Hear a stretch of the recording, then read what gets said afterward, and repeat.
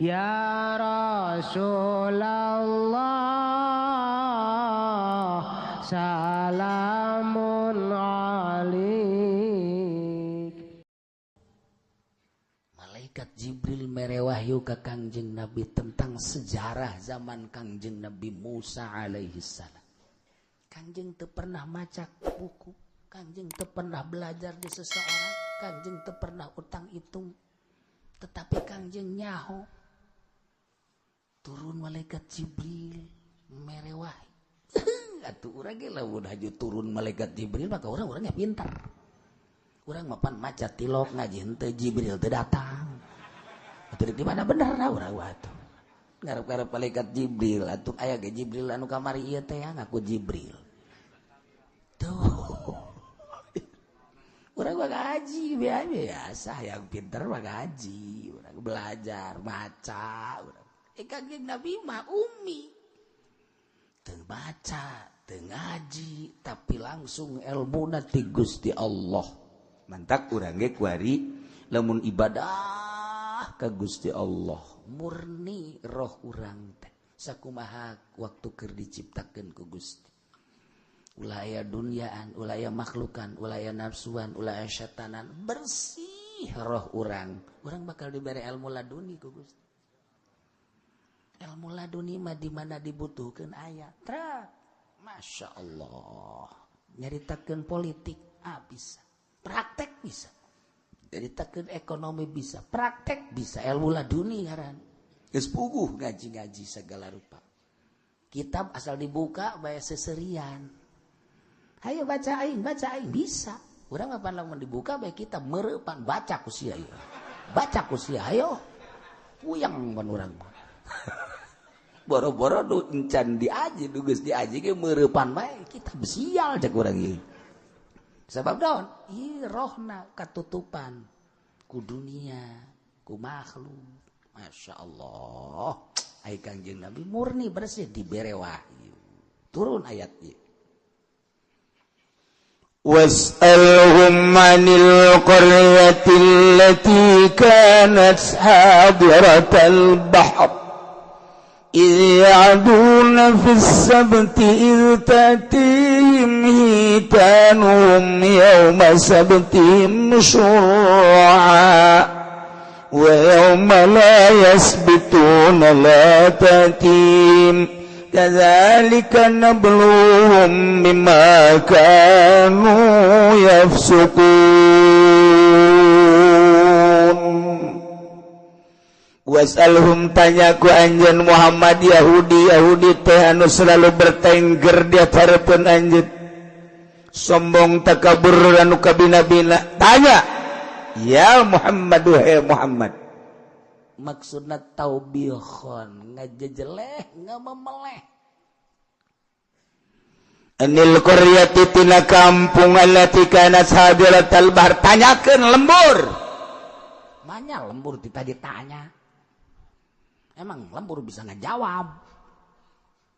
Majaz anil qaryati ay an ahlil qaryah. Majaz bil hazbi. Nukos kieu karana majaz.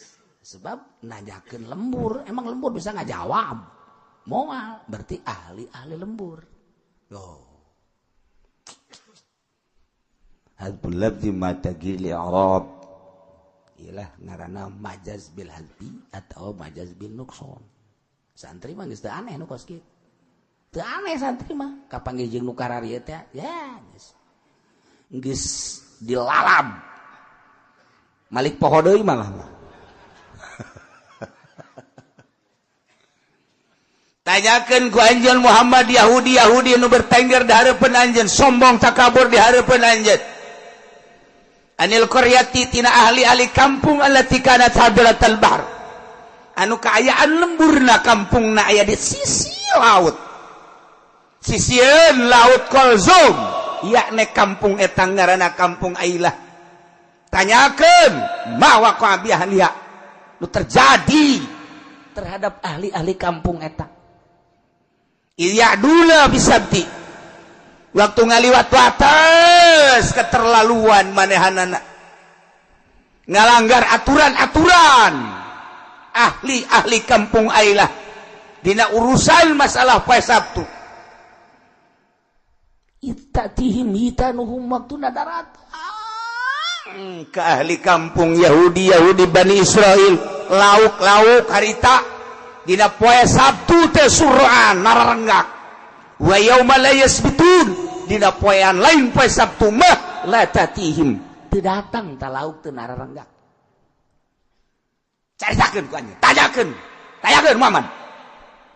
Popolongoan kapan eta Yahudi teh ko Muhammad bisa nyahoeun? Maca tilok belajar henteu ko nyaho tentang urusan kampung ahli kampung Ailah nu baheula. Aneheun Yahudi. Emang kumaha kitu? Baheula teh aya kampung Ailah. Eta teh antara Madian jeung Gunung Tursina. Di dinya aya Laut Merah nu kamari berangkat di Mesir menuju Yordania. Kami kabehan cicing tadi sisi laut eureun ngarinum kabehan nu mantak eureun eta teh laut bersejarah Laut Merah eta teh Laut Kulzum nu aya dina Al-Qur'anul Karim. Mendak jelema nu dareukeut jeung kula dongeng. Kulantaran sisi laut atuh anu leuleumpangan bae teh nyaho dongeng tah mah. Anu terus kabelah ditu dahar bae teh nyaho dongeng tah mah. Lolobana mun eta tah. Eta laut tuh ka kabayang bae tah. Oh, waktu cicing di sisi laut. Masyaallah nginum anu ngadahar roti nu dahar. Lolobana mah nu kieu.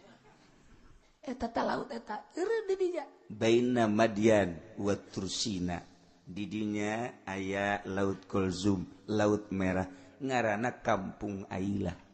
Nyahoeun Kangjeng Nabi. Emang kumaha gitu? Baheula teh cek Kangjeng Nabi Musa, hei ahli kampung, kade.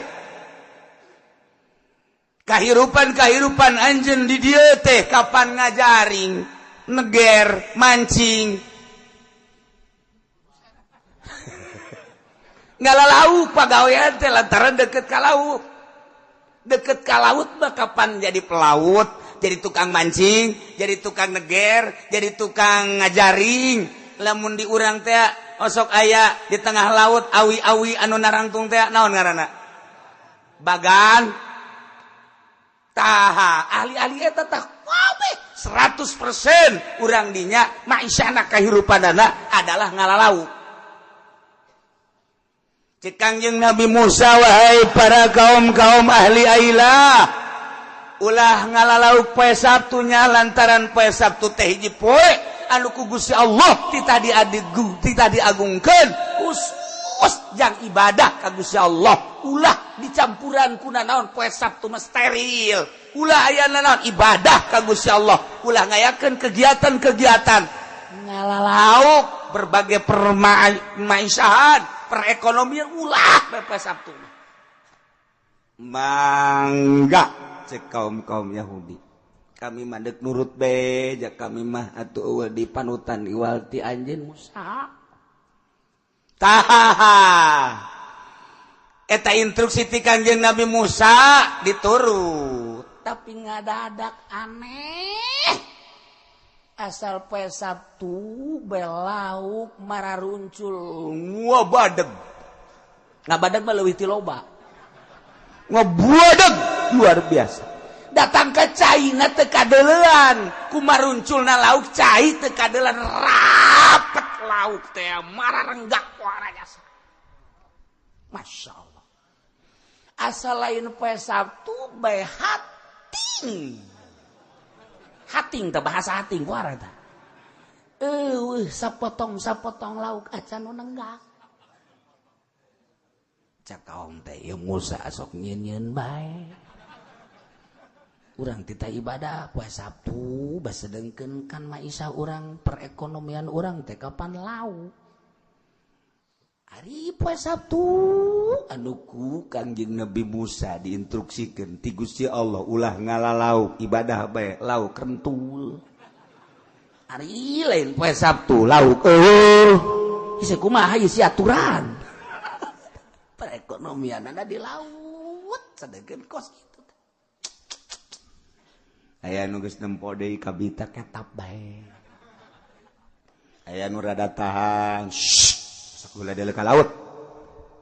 Aya nu cicing bae di jero hatena mah gernek bae heuh oge nya. Tah ieu. Bae Sabtu teh kadadak model kos gitu. Ya Allah, ya Rabbi, mararodel ieu. Mararodel. Cobaan ti Gusti Allah model kos gitu. Cobaan ti Gusti Allah. Moal eureun-eureun Gusti Allah mah nyoba baheula lauk. Kabelah dieuna di zaman urang kredit. Sarua cobaan ti Gusti Allah. Sia ku oplo-oplo teh yang boga motor teu kudu make KTP, teu kudu make DP asal aya KTP cokot ku sia, asal sia sanggup per bulanan sekian. Hese teuing. Heueuh oge nya. Padahal geus diharamkeun ku Gusti Allah. Perekonomian hiji benda anu ngabogaan dua akad berarti haram, riba teh geus cahueun kabeh ge. Aya anu kuat, aya anu cicing bae, aya anu amprekan pan ka dituna. Beus, nyokot motor, nyokot mobil, nyokot motor, nyokot mobil. Akhirna imah eueuh, mobil eueuh. Sita. Ih, cobaan ti Gusti Allah. Terus naon bae sausim cobaan mah tuh sausim. Sausim kuari sanu kuat cobaan teu boga TV. Cobaan ti Gusti Allah. Komo HP maka orok-orok memeh lahir geus dibelikeun HP. Memeh lahir geus dibelikeun HP, deuk ditah amburadul masyarakat. Cobaan ti Gusti Allah di kumaha hayu. Taruhlah HP onam, taruhlah TV onam, kredit nu geus jelas. Korupsi babari jasa kuari mah komo di zaman Soeharto. Babari jasa korupsi teh lantaran korupsi berjamaah. Ai kuari leuwih babari asal bisa bae carana. Setiap jelema anu jadi pejabat ladang korupsina babari jasa. Urang mah teh nyaho nu kamari dicaritakeun tentang penjualan tanah, gorenganan laut diurug aju dijual, kuari karaka bongkar triliunan rupiah.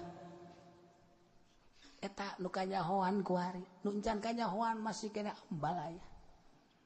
Nu ngabolongan pipa minyak can kanyahoan. Balaya BUMN teh eta teh sabaraha anu maraling di dieu. Dicoba asal asup bae kadinya. Ieu ladang lahan korupsi teh ambal aya loba jasa. Endeu kumaha teu korupsina. Urang kuari jadi bupati bae, pajakan terus bae ti masyarakat. Nyana nu nyekel, nyana nu ngatur nagara teh. Endeu kumaha tuh tinggal hayu sigrapi bae. Yang kesekian persen, yang iya sekian persen, ini nyana nu ngatur duit aya, sedangkan berjalan teu pernah eueuh duit di negara mah. Adapun jalan teu bagus, jalan rusak, eta mah urusan nyana, padahal mah ambal aya duit mah. Babari. Jadi gubernur komo leuwih luhur, jadi presiden atuh komo nu mantak siap miliaran ge lantaran kos kitu permasalahan. Kos kitu mun aya nyaho mah teu pernah defisit negara mah teu pernah. Nu ngagolang-golangkeunana anu ngadefisit kan. Ayo coba pikir ku sararia. Apakah pernah jelema teu mayar pajak sieun bayar. Berarti duit utuh. Kok pembangunan teh terus? Wallahu a'lam bishawab. Ieu cobaan, asup ka dinya berarti dicoba kuat teh. Coba kuari perekonomian, kredit kabeh, cobaan, siap henteu, nahan tina eta. Ulah dongeng Kangjeng Nabi Musa bae, Kangjeng Nabi Musa, heunya. Tangkorak siang beunana. Pugu sia ge sarua keur dicoba. Lah cenah aing mah kadoho ngaji atuh sanu nitas yang ngaji ka dieu. Ih, lah aing mah cenah balik ulah waka besi kanyahoan ku jelema. Cobaan ieu. Masya Allah. Tuh. Si hade cek Kangjeng Nabi Musa awas. Ibadah poe Sabtu steril. Ulah aya anu nyieun kegiatan-kegiatan selain daripada ibadah ka Gusti Allah. Ulah macam-macam kegiatan perekonomian, dagang teu meunang, nyokot lauk teu meunang, ngalalauk teu meunang, ngajari lauk teu meunang. Mayoritas yakni 100% bahkan urang dinya kampung Ailah mah laut di laut maisahna. Tapi ieu aneh ku Gusti Allah dicoba asal poe Sabtu bete kadeulean cai-caina acan. Wah, lauk pohara jasa. Asal lain poe Sabtu bae hating sapoe-poe, udah sapotong-potong acan. Masya Allah. Masyarakat saat eta kabagi tilu sasulusodu seperti lu maksakan terus bayanya tengah jeding kana aturan-aturan syara dititah jeung dilarang ulah ngalalauk, dititah ulah ngalalauk, yakni aya larangan ngalalauk, ngalah bae tina 70.000 seperti luna sabaraha? 70.000 kampung eta seperti luna sabaraha? Hah, bodoh kieu doang aja jeung bodoh ya. 70.000 seperti luna sabaraha?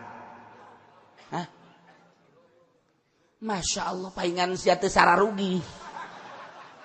Iya ngitung kos gitu bae teh becus. Atuh dagang ge moal sugih sia. 70.000 saperti luna sabaraha? Kurang keneh 30 tahun mah teu sugih kita. Aya keneh hiji deui kurang. 33 aya keneh ge sahiji deui. Hayu sing bener sia.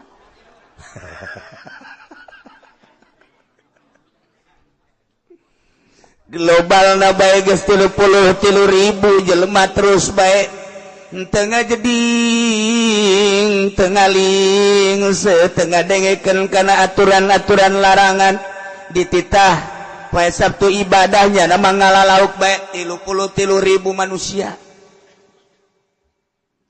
wasulusunnahum seperti lu deui ngalarang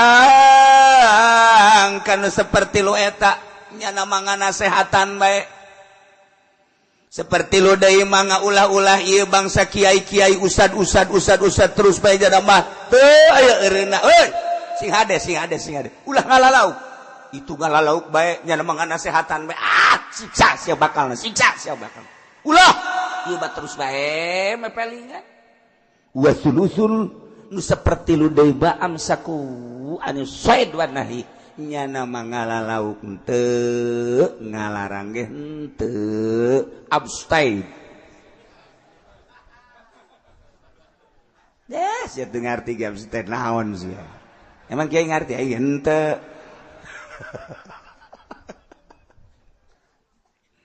tah tilu bagian tajakeun ku anjeun Muhammad Yahudi anu sombong di hareupeun anjeun tentang ahli kampung Ailah anu kaayaan anak pinggir laut Kulsum, laut merah. Naon nu terjadi terhadap ahlina? Waktunya ana ngayakeun pelanggaran anu luar biasa, luar tina aturan. Poe Sabtu teh dilarang, bisoi disabakil makmurina bitarki. Ulah ngalalauk poe Sabtu. Ieu tatihim nitaduhum. Yauma sabtihim suat. Dina waktu pohara jasa datang ka marenehanana lauk-lauk dina poe Sabtu teh suaraan nararenggak wahiratan alal ma huluna kalaluhur malah luncur sehingga cai teu kadeuli. Insyaallah. Tapi wa yauma la yasbitun dina poean lain poe Sabtu malah tatim eta lauk teu datang sama sakali. Hiji-hiji acan. Kadzalika dabluhum bima kanu yafsukun. Gitulah Gusti Allah nyoba ke ahli-ahli Ailah dengan keayaan kejadian para rasek jana kumaha coba hayu. Para rasek teu mah bagi tilu sebagian seperti lu tadi mah terus bae teu ngali salah cek jana lauk ambalayah kieu. Larangan tinggal larangan mah terus bae alah. Kredit sakieu ngeunah-ngeunana larangan mah larangan terus bae ayo geus kokoda mah terus bae. Ka kiai-kiai ngeridit malah nang tangan kiai mana sih larangan ngeridit tah kiai ortodok tah kos kitu leleg-leg sia modern hayu sia gerang ngeridit kiai. Kudu nanyakeun masalahna, tanyakan kepada rumput yang bergoyang. Teu kudu nanya ka aing, baca ku sia kitabna. Sok sambarangan bae sia. Buktina nu ngareri dieu teh ku ari pararuyang pararusi ngalalamun. Anak teh diurusan pamajikan gitu kene, kreditan numpuk. Masya Allah, jelema Ambon nu hararideng dararatang bae. Urang naik mobil dula deuleu bae beusi aya si eta. Ya Allah, ya gari Gusti hareudang hirup kos kitu. Masya Allah, Masya Allah. Sebagian deui mah lain nu kitu lain kitulah urang helah bae. Lantaran poe Sabtu teh loba lauk sementara dilarang ku Kangjeng Nabi Musa ngalalauk dina poe Sabtu teh lah ku hari mah kieu bae ai mancing nama mancing ngan geus meunang laukna tancepkeun bae pancingna di dinya ke di alana poe Minggu. Elah tagarana teh ulah itah ulah elah. Sebagian deui mah lain kitu anu boga tanaga gede mah boga tanaga gede mah nyana ngerahkeun masyarakat nyeun kamalir nyeun kali di dituna diempangkeun di dieuna make tutup engke poe Sabtu dibuka kunyana tutupna lauk ge kadari itu engke poe Minggu poe Senen kakarak diala. Lama gitu baik kajian gokongan. Ku ari gaya kredit supaya menang teh duhelah dehelah kumaha. Masya Allah. Dihela teu eureun jelema anu deuk nabrak kada aturan mah ulah helah pangheulana ka neraka jelema nu ngahelah. Ngahelah. Pangheulana sebab aya aturan tetapi kunyana diulah dehelah. Sanarieun. Ilah kadzalika nabluhum bima kanu yafsukun. Cobaan ti Gusti Allah seperti eta. Padahal mah Gusti Allah naon salahna naon atuh jababari Gusti Allah mah atuh mantak naon lauk teh ulah poe Sabtu dikadinyakeun engke bae Minggu atawa Senin. Tapi henteu justru Gusti Allah mah nyoba. Ayo kekuatan sia datang ka mana iman sia. Ku ari ge atuh mantak naon Gusti Allah jeung mampu jeung kawasa Gusti Allah mah atuh ngayakeun perekonomian teh ulah make kredit atuh mampuheun seseorang ku Gusti Allah digilakeun ulah ngayakeun kredit atuh bisa. Ih lain kitu aing deuk nyoba ka urang Cikupa, aing deuk nyoba ka urang Bojong, aing deuk nyoba ka urang Sepatan, ka urang Balaraja. Kuat henteu datang ka teu kredit hayu sia sarua jeung kadzalika nabluhum bima kanu yafsukun. Kitulah aing nyoba ka ahli-ahli Cikupa bima kanu yafsukun. Oh, karena kapasekan-kapasekannya dicoba ku Gusti Allah. Ini mah cenah kiai ngredit ge jadi pake na ngaji dong helah tah mulai tah. Hayang dihalalkeun. Hayang dihalalkeun eta ku kiai. Ieu atuh sabodo. Ngaji urusan sia, ganjaran jang sia, ngredit urusan sia, aing mah ngabejakeun deuk pake naon teh deuk pake naon urusanna ngredit mah haram titik. Nah kumaha tuh? Dihulah dihelah we hayu we helah ayo sabodo sia ayo kan ngabejaan doang aya deui kieu ulah sok didengekeun ki uci mah cek cenah teh akur jeung kemodernan cek atuh negara moal maju cek cenah teh lamun kayan kos kitu mah leg-leg maju ku sia sabaraha taun deui sia modar leg-leg ku sia maju sia tanggung jawab sia di hareupeun Allah ji aing mah nyampaikeun doang hayang henteu naon henteu kumaha cenah kieu lamun kula ngredit mobilna aja dibikeun ka kieu masalah ajeuna kieu ondo bae tah engke na ka ditu na kumaha kieu kredit haram ai dibikeun mah ka kula henteu. Masyaallah hese jasa Kiai urang lamun nenden duit di bank kemudian aya bungan eta kumaha bungan haram Hampura Kiai kula nenden duit 100 juta Kiai kuari dicokot Masya Allah bunga anak ternyata lantaran mang tahun-tahun kuari 50 juta kumaha haram kumaha mun dikakiaikeun bae mah 50 juta iya sebar duit sih 50 juta oke kumaha Kiai hukumna ya ai disodakokeun mah susuganan bae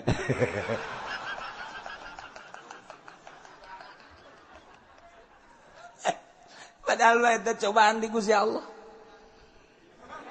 Si itu teh datang nu boga duit 50 juta nu mawa bunga teh cak Gusti Allah datang sia ka Kiai. Datang. Datang ka Kiai Fudoli datang sia. Datang. Ngomong. Duitnya dibawa di mobil. Kiai ai eta kula lamun enden duit aju aya bungaan kumaha bungaan. Wah haram. Cak Kiai Fudoli tegas, wah haram. Teu meunang cek uci ge teu meunang urang pan sok ngaji. Dibawa aing ge tetep ku jenna.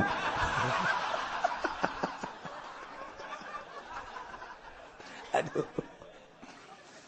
Aju lamun terjadi misalnya kieu kamanakeun eta. Itu haram tetep bae haram paling lah teu dikajalankeun gorong-gorong kos kitu. Sakumaha urang sok kadenge surahan bae teh. Nya. Tapi ieu mah kieu kumaha kieu aya 50 juta ieu mah lah kumaha kieu bener dikakiaikeun bae kukula digesodakokeun kumaha abada duit 50 juta kayak agak padahal Gusti Allah teh deulekeun bae aya si aya tariman teh Gusti ayo eta cobaan kadzalika nabluhum bima kanu yafsukun. Kiai asup ka Golkar. Bantu Golkar. Lamun eueuh kiai ieu teu kumaha nagara. Majuna nagara eta adalah ku partai. Sebab urang mah negara demokrasi. Engke partai-partai tersebut ya kapan aya nu muncul jadi dewan. Etalah perwakilan urang. Lamun teu dinasehatan ku kiai bakal kumaha ieu partai teh sok asup ka dinya dengan niat urang teh deuk berjuang ngagungkeun negara ngabela negara ulah datang ka bok jadi sampah neraka jahanam ayo kiai asup ka dinya asup kiai kan nasihat kiai Golkar mung sadis weh dulur eueuh deui nu bisa pake ngiuhan iwati tangkal kayu. Geus di model-model ku nya helah eta ngaranna. Urang keur panas tengah jalan hayang ngiuhan aya tangkal kayu ngiuhan nikmat jas. Kuari dagara keur acak-acakan mantak naon urang berteduh di bawah Golkar. Puhun beringin.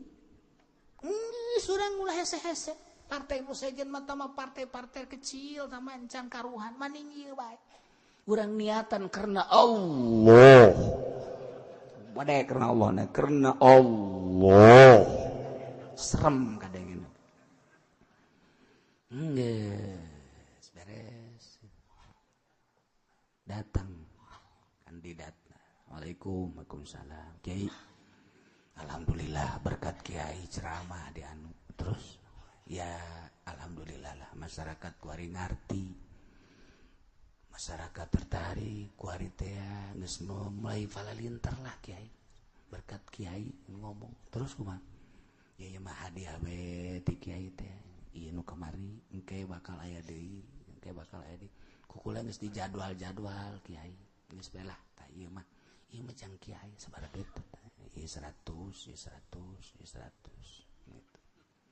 Cak Gusti Allah ayo sih aku yang didelekeun. Tadi cak sia karena Allah. Tadi aing ngadenge karena Allah. Aing Gusti dibawa.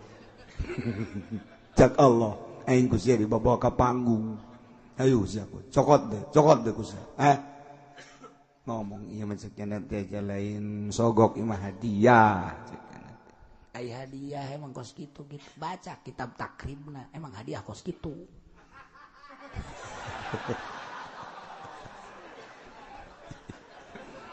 Kiai sok macam segala hadiah segala naon suka takrib bae. Masyaallah. Nah, eta teh kadzalika nabluhum bima kanu yafsukun. Kiai dicoba di dinya. Kiai dicoba di organisasi. Kiai dicoba ceramah. Mal gandeng-gandeng. Ceramah. Balik deui. Panitia naboan. Baca tinggalin sorban. Allah karim. Iya makanya ini datang. Itu makan nggak banding doang. Kredit cobaan sarua. Kadzalika nabluhum bima kanu yafsukun. Ji atuh aya aturan-aturanana nu mantak geledeg tsunami, geledeg gempa, geledeg deui, beliun, geledeg deui panyak. Iya cobaan. Ngan untuk we urang mah anak bungsu. Anak bungsu baheula mah sakaligus disiksa. Ieu mah dipilih-pilih ku Gusti Allah ja anak bungsu ieu mah. Ih, atuh anak bungsu mah anak anu dipake deudeuh, dipake kanya. Teu. Masyaallah. Dicoba ku Gusti Allah baheula kabagi tilu atuh ku ari ge sarua bae. Saperti lu sodu tetep bae ngarala lauk. Ya sulusun lauhum seperti lumah ngalarangnya nak. Ya sulusun amsakuan usai diwanahi seperti lu deui mah abstain cicing bae ngalarang teu ngalalauk teh atuh kuari ge sarua bae. Kaayaan musibah cobaan kredit sebagian maju ngredit terus sebagian ngalarang ulah karena setan teu sebagian mah cicing meta si Rana si Ratu. Ya Allah sarua ku ari gitu bae. Asyaallah orang geus aya di dieu ditafsirna ieu kredit mah ya Allah. Wa qalat ummatum minhum lima ta'awuna qawma. Umat anu ngalarang kana ngalalauk poe Sabtu nyana mah kayakinanna pohara ka Gusti Allah teu kadidut kayakinanna cak Kanjeng Nabi Musa ulah bae nyana mah bener-bener diperhatikeun larangan teh sehingga nyana nganasehatan kanu sok ngalalauk ulah kadek bisi disiksa ke ku Gusti Allah. Bisi datang siksa ke ku Gusti Allah. Aduh. Mungkin bisi datang siksa ulah terus bae nyana mah pidato ceramah teu eureun-eureun. Tanpa diundang nyana mah terus bae ceramah di majelis taklim di masjid. Aya kesempatan nyana teh keur di riungan-riungan nyana nyaritakeun dulur kabehan sing hade ulah ngalauk poe Sabtu sanajan lauk loba poe Sabtu dina lain poe Sabtu eueuh lauk tetep urang ulah ngalauk poe Sabtu sebab akibatna lamun ieu ngalauk poe Sabtu teh bakal disiksa ku Gusti Allah. Teu eureun-eureun nyana terus bae nganasehatan ceramah terus bae.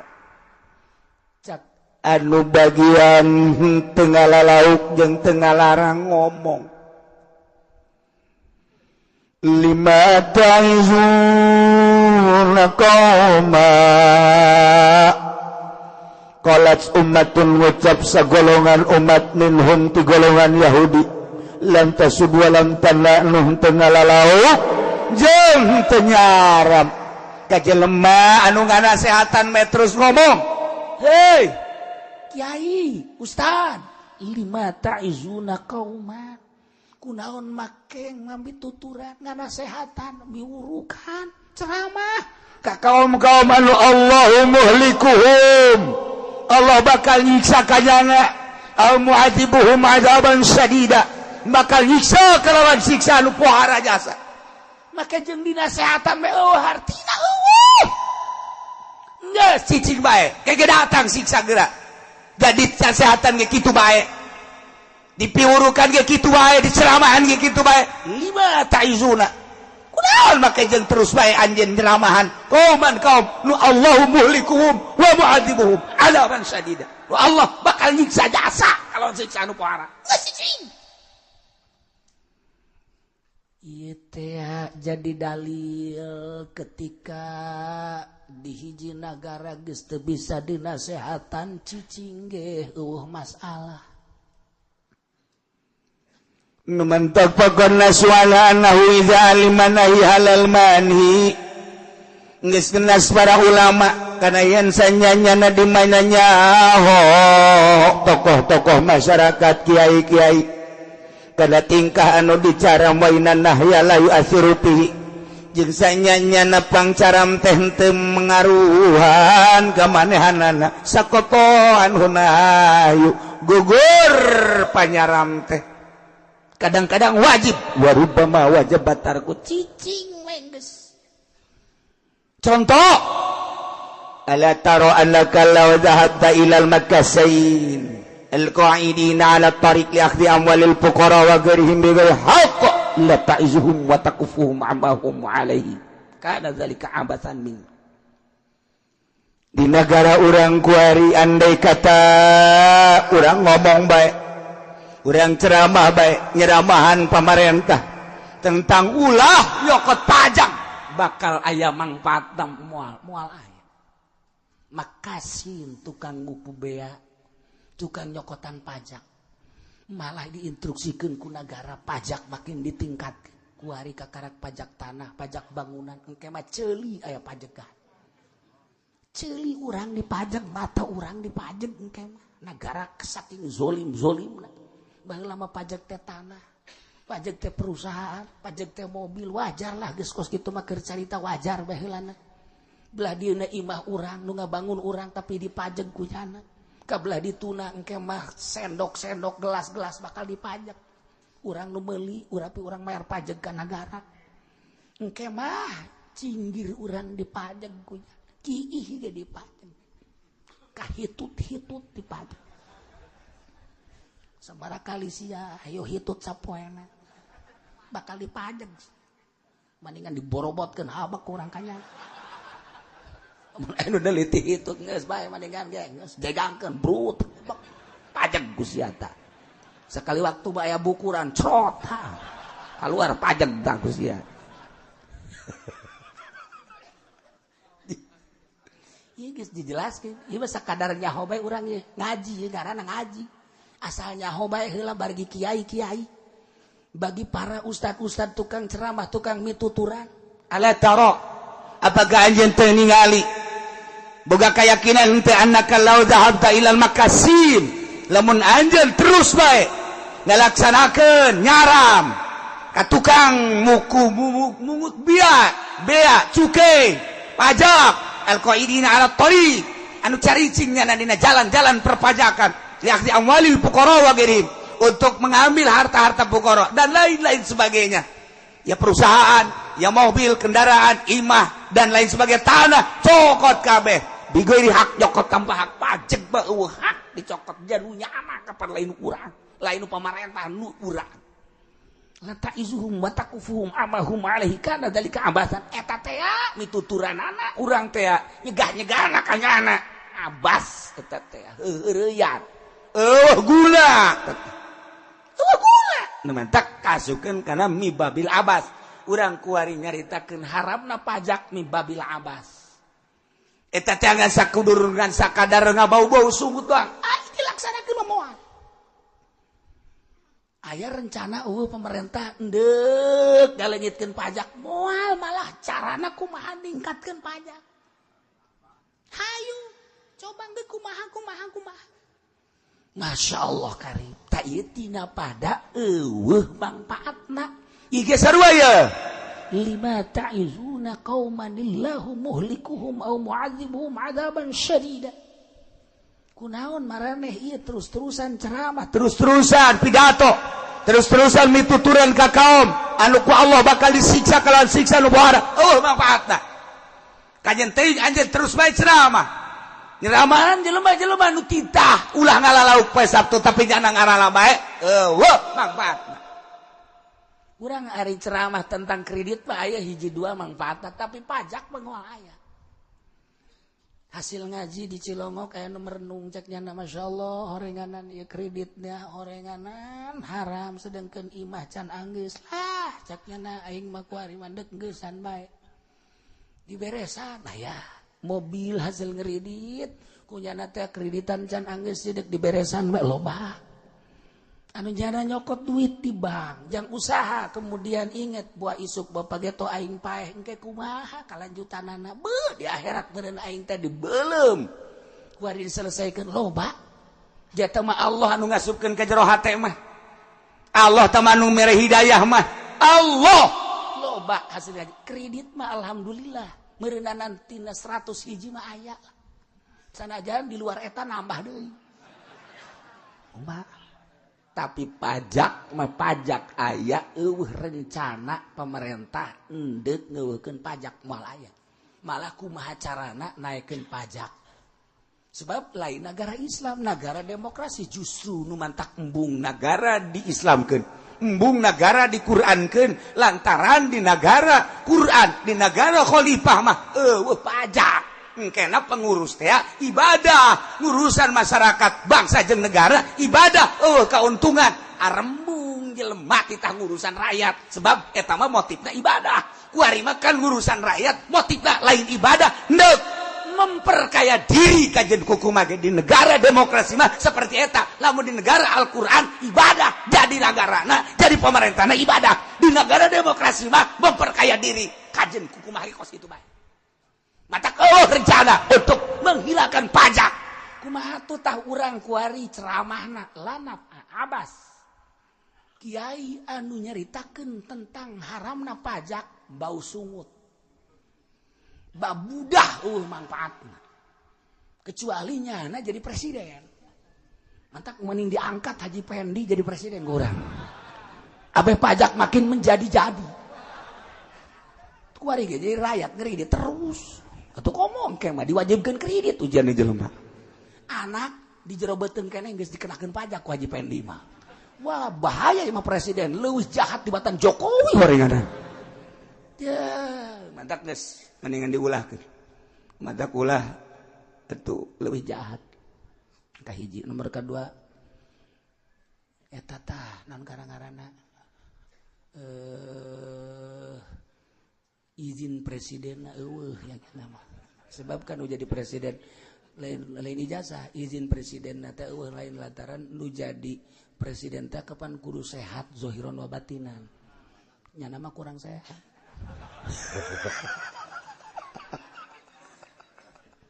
tesa jadi presiden Gus Dur onam sanajan buta tapi bisa jadi presiden sebab aya keanehan walaupun buta ketika manehana kan kudu sehat zahiran wa batinan. Gus Dur kan buta.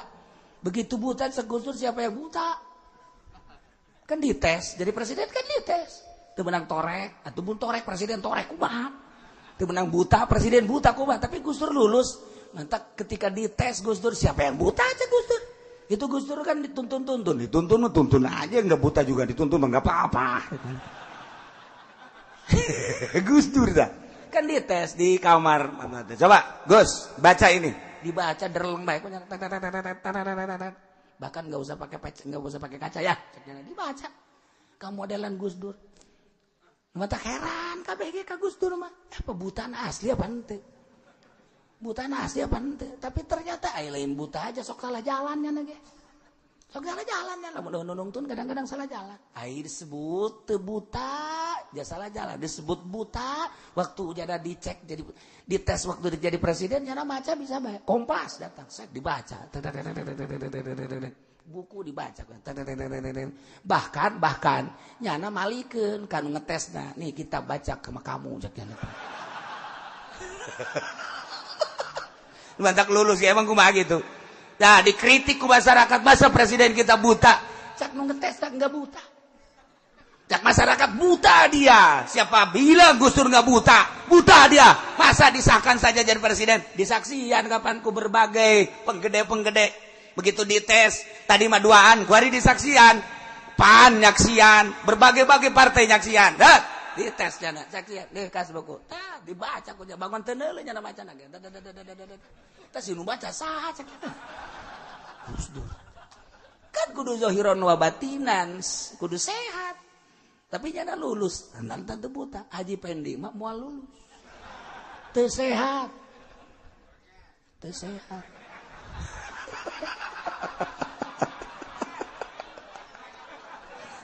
Ji, anu nyaho ka teu sehat eta kan pasti hiji keluargana. Tanyakeun ge ka keluargana emang nya sehat henteu. Atuh komo kula mah leuwih nyaho. Emang bener teh henteu. Di antarana ge lamun ngariung kudu aya berkat bae.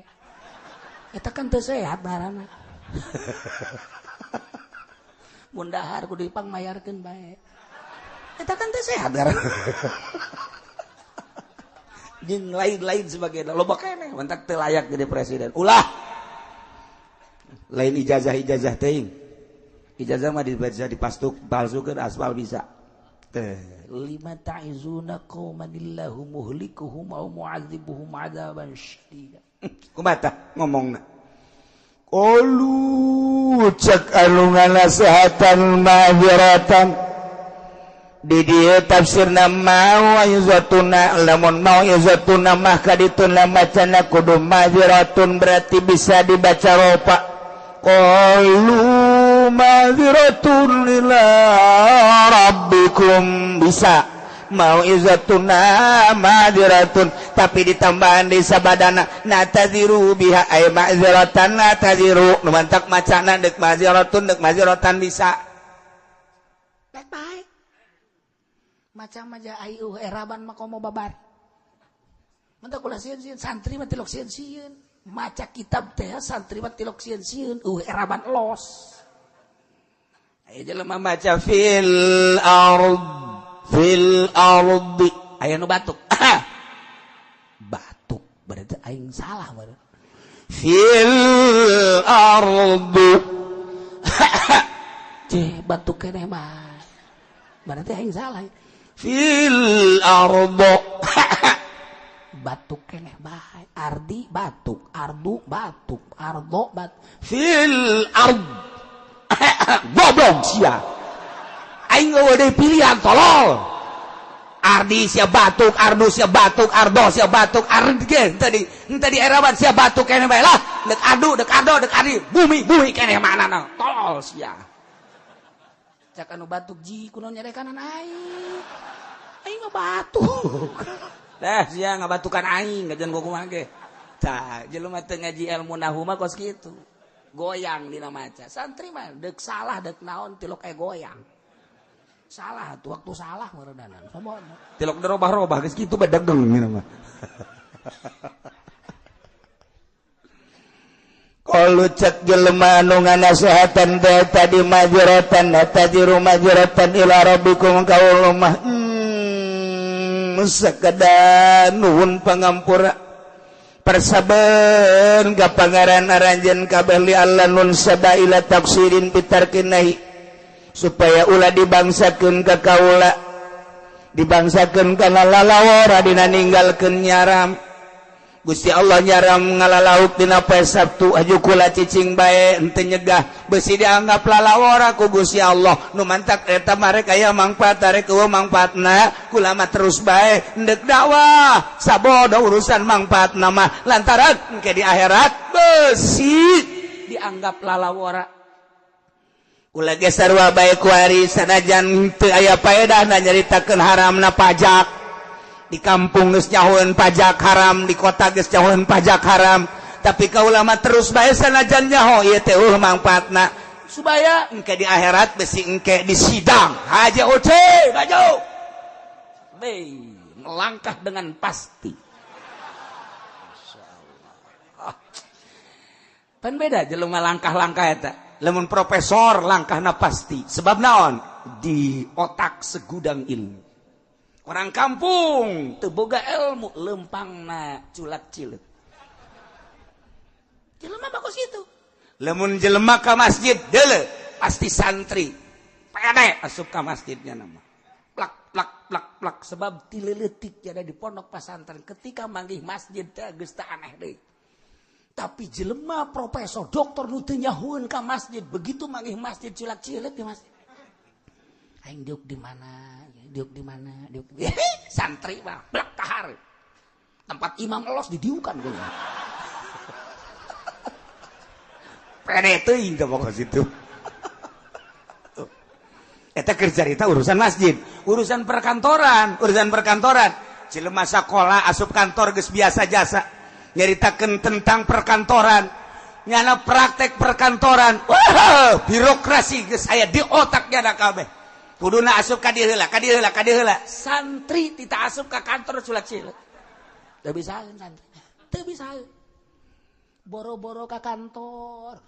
Urang kampung mah asup ka mall, asup ka Sabar Subur, asup ka toko gede, bayanya nama culak-cileuk.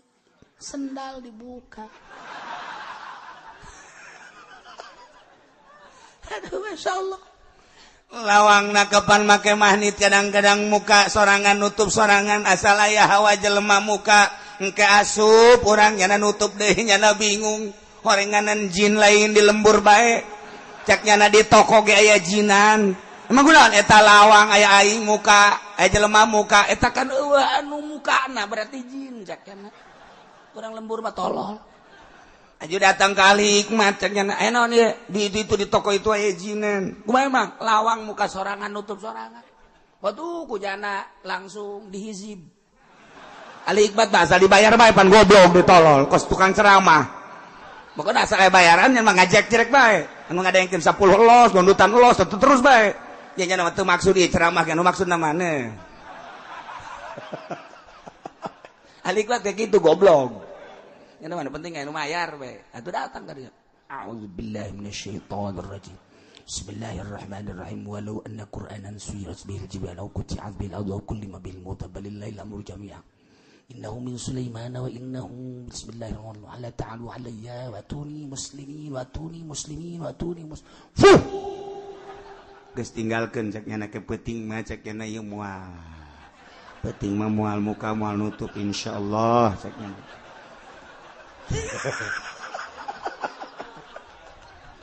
Aja urang lembur atuh bener neuleuk peuting kadinya bener manjur tadi mate kan Masya Allah dibacaan ku ayat eta nutup bae cak teh tolol teh itu eueuh ilmuan mah hese dibawa ka mamana ge nah dibawa ka mamana ge hese bae eta teh kudu ku ilmu goblok teh kudu datangkeun hikmat tolol teh coba bayar ongkoh lanap eta kos bodoh mah dibawa ka mamana ge bodoh bae ieu urang bodoh dunia mah masalah tapi ieu bodoh agama bakal terus ka hareup bakal terus ka akhirat teu bisa wudu bodoh agama ngaranna bakal ditanya teu bisa salat bodoh agama ngaranna bakal ditanya ji teu bodoh agama teu bisa urang soal pernikahan bakal ditanya teu bisa bab muamalah bakal ditanya ieu jual beli urang sapan teu bodoh agama bakal ditanya ngai bodoh asup ka mall di